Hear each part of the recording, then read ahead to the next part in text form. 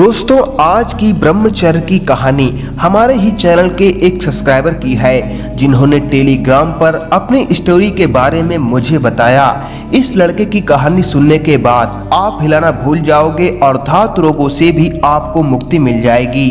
इनका नाम अवनीश है और ये 10th क्लास के स्टूडेंट हैं और ये पढ़ने में काफी ज्यादा होशियार थे। इनके एग्जाम में भी नंबर अच्छे आते थे। घर वाले भी अवनीश की काबिलियत से काफी खुश थे।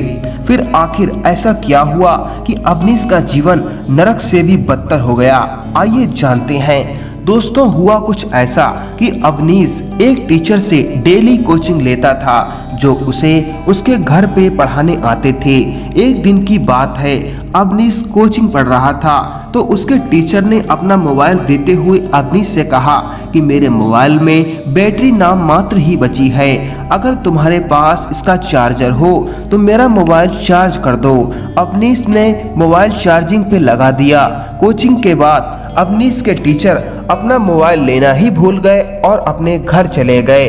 अवनीश के पास कोई मोबाइल तो था नहीं, तो उसे भी मोबाइल चलाने की ललक थी, इसीलिए उसने वो मोबाइल लिया और उसमें वीडियो गेम खेलने लगा। इसके बाद उसने वीडियो मैनेजर के फोल्डर में जाकर वीडियो देखना स्टार्ट की, लेकिन दुर्भाग्यवश उसके सामने ऐसे वीडियोस की लिस्ट आ गई जिसे उसने आज से पहले कभी नहीं देखा था। ऐसी वीडियोस को देखकर अवनीश डर गया और उसने झट से मोबाइल रख दिया। अवनीश समझ गया कि ऐसी वीडियोस बड़े लोग देखते होंगे। उन वीडियोस को देखने के बाद उसके मन में परिवर्तन आने लगा। एक दिन की बात है, उसके मामा उसके घर पे आए। पिछली बार की तरह अवनीश ने मामा के मोबाइल में भी वैसी ही वीडियोस को पाया। अपने भाई का मोबाइल लिया तो उसमें भी वैसी ही वीडियोस को पाया। फिर क्या था, अवनीश के मन में भी वो सब करने की लालसा जाग गई। अब उसे उन वीडियोस को देखने की इच्छा होने लगी।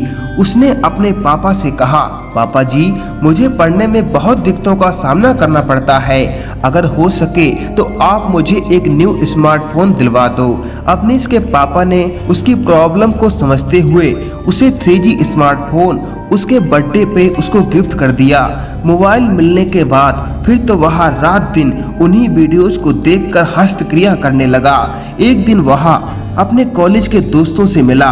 दोस्तों ने उसको कुछ डिफरेंट वीडियोज अवनीश को दिखाई। अवनीश ने कहा, भाइयों, ऐसी वीडियोज मुझे भी देखना है। तो उसके मित्रों ने कहा, ये पेड वीडियोज हैं, इन्हें देखने के लिए तुम्हें पहले मेंबरशिप लेनी होगी, जिसका तुम्हें पैसा देना पड़ेगा। अवनीश ने सोचा क्या किया जाए। अचानक उसे याद आया कि उसके पापा का एक क्रेडिट कार्ड है। वो झट से कॉलेज से घर गया और रात होने का बेसब्री से इंतजार करने लगा। रात होने के बाद उसने दबे पांव से अपने पापा के रूम में जाकर उनकी पर्स से क्रेडिट कार्ड निकाल लिया और रूम में आकर उसने पेमेंट कर दिया और वो उन वीडियोस की दुनिया में खोकर ब्रह्मचर्य का नाश करने लगा। अवनीश की विचारधारा बदल चुकी थी। अब वो हर एक स्त्री को भोग की दृष्टि से देखने लगा। उसका मन भी पूरी तरह से दूषित हो चुका था। कुछ दिन ऐसे ही चलता रहा, लेकिन नेक्स्ट मंथ में जब क्रेडिट कार्ड का बिल आया तो अवनीश के पापा को झटका सा लगा कि मैंने कुछ परचेस भी नहीं किया, ना मैंने कोई शॉपिंग की, आखिरकार इतने सारे पैसे कटे कैसे? उन्होंने घर में हर एक व्यक्ति से पूछा, पर किसी के पास कोई जवाब न था। इसके बाद वो बैंक में गए और बैंक से पूछताछ की तो पता चला कि आपके क्रेडिट कार्ड से पैसे अश्लील वेबसाइट पर कटे हैं। अवनीश के पापा तुरंत समझ गए कि ये सब किया धरा मेरे लड़के का ही है। उन्होंने घर आकर अवनीश की जमकर पिटाई की और उसका मोबाइल छीन लिया। ऐसे हालात देखते हुए उन्होंने अवनीश की शादी कर दी, लेकिन अवनीश अपनी पत्नी को संतुष्ट नहीं कर पा रहा था, क्योंकि उसके शरीर में वीर्य केवल नाम मात्र ही बचा था। वो बहुत परेशान रहने लगा। उसने कई हकीमों और कई वैद्यों के चक्कर लगाए, पर नतीजा कुछ नहीं निकला। अब वो उदास उदास सा रहने लगा। एक दिन वो हताश होकर हनुमान जी के मंदिर में गया और अपनी की हुई गलतियों को सोचकर रोने लगा। एक संत की अवनीश पर नजर पड़ी। उन्होंने अवनीश से रोने का कारण पूछा तो अवनीश ने अपने जीवन की सारी घटनाओं को कह सुनाया कि महाराज जी, मेरा शरीर निर्जीव जैसा हो गया है, कोई भी काम ठीक से नहीं कर पाता हूँ। जरा सा परिश्रम करने पर मेरा ब्लड प्रेशर हाई लो होने लगता है, चलते चलते आंखों के सामने अंधेरा छा जाता है। अवनीश ने भांति भांति बीमारियों को उन संत के सामने कह सुनाया। महात्मा जी ने उपाय बताते हुए कहा, बेटा अवनीश, इस समस्या से बचने के लिए तुम्हें कम से कम 1 से 2 साल तक अखंड ब्रह्मचर्य का पालन करना पड़ेगा और अपनी पत्नी को अपने फेवर में करना पड़ेगा।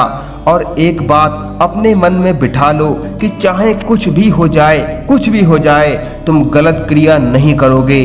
तुम्हारा ये दूषित मन तुम्हें गिराने की भरपूर कोशिश करेगा, लेकिन तुम्हें हार नहीं माननी है। जब तुम्हारे मन को भोग नहीं मिलेगा तो ये मरने लगेगा और तुम्हारा दास बन जाएगा। लेकिन तुम्हारा मन तो अभी दूषित है, इसे साफ करना भी बहुत जरूरी है।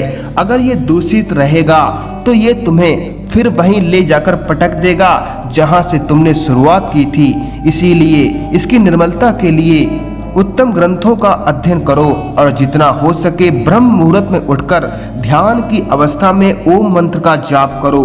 और मेरे इस आश्रम पे रात्रि 8 बजे नित्य सत्संग होता है, उसे तुम डेली सुनने आना। सत्संग से तुम्हारा मन जल्द निर्मल हो जाएगा और तुम्हारे अंदर जो धात रोग है उन्हें दूर करने के लिए तुम पानी के साथ या दूध के साथ 1 चम्मच आंवला चूर्ण का सेवन करो और गलत संगत त्यागो। अपने दिनचर्या सही करो, योगा, प्राणायाम, व्यायाम, मेडिटेशन को डेली करो, सात्विक भोजन